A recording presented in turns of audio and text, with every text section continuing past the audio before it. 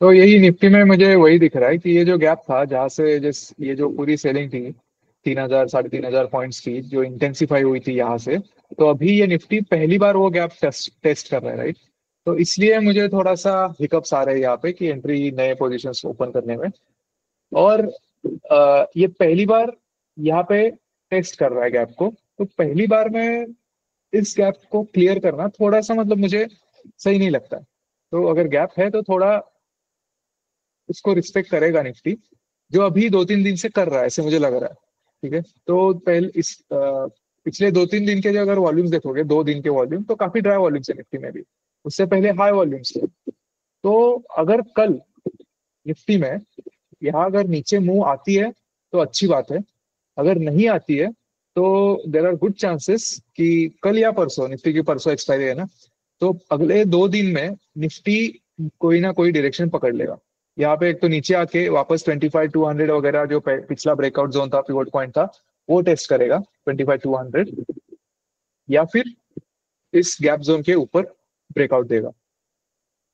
ये मुझे लग रहा है कि इस हफ्ते हो जाएगा। तो ज्यादा प्रोबेबिलिटी मैं बोलूंगा, मुझे लगता है कि ये नीचे आएगा, 25,400 आएगा, 25,200 आएगा। तो this is what I feel about Nifty.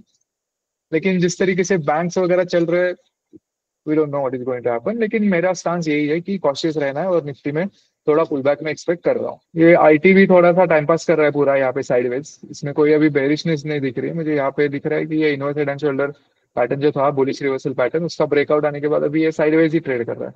और ये अगर रेजिस्टेंस देखोगे तो ये रेजिस्टेंस है 40,000 के पास।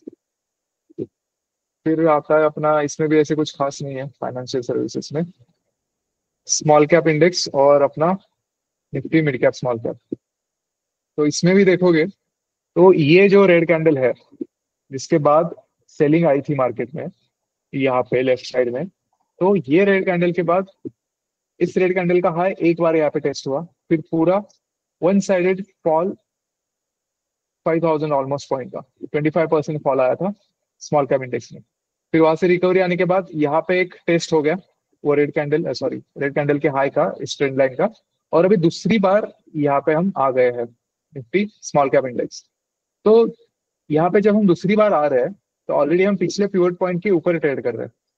और यहाँ पे ऐसे कोई एकदम से बेरिश कैंडल नहीं दिख रही है, जैसे यहाँ पे आई थी, जैसे यहाँ पे आई थी, जैसे यहाँ पे बेरिश कैंडल आई, जैसे यहाँ पे आई थी, यहाँ पे आई थी। अगर आपने मतलब देखा होगा पोस्ट वगैरह, हमारे हमने जो पोस्ट किया था पहले, कि जब भी स्मॉल कैप इंडेक्स से ऊपर जाता है तो अचानक से उसमें एक या दो ही दिन में बेरिश एंगल्फिंग कैंडल जैसे बन जाता है। तो अभी 2 दिन हो गए, तो अगले 2 दिन बहुत ही क्रुशियल रहने वाले हैं यहाँ पे भी, स्मॉल कैप इंडेक्स में भी और निफ्टी में भी, क्योंकि वो डायरेक्शन सेट करने वाले हैं अगले 5-6 दिन के लिए, राइट। तो उसमें मुझे तो लगता है, मैंने बोला है ऑलरेडी कि पुल बैक आने के चांसेस है, मुझे लगता है पुल बैक आएगा करके, दैट इज इट।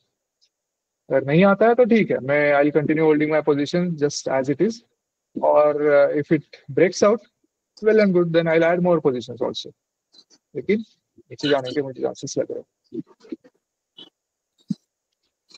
ये निफ्टी मिड स्मॉल कैप 400 में भी देखोगे तो यही ट्रेंड लाइन है, जिसके ऊपर ब्रेकआउट सा दिया है और आज भी वहीं पे सस्टेन किया है। ये अच्छी बात दिख तो रही है अभी के लिए। Let's see what happens in the next couple of days. तो स्टांस तो वही रहेगा मेरा।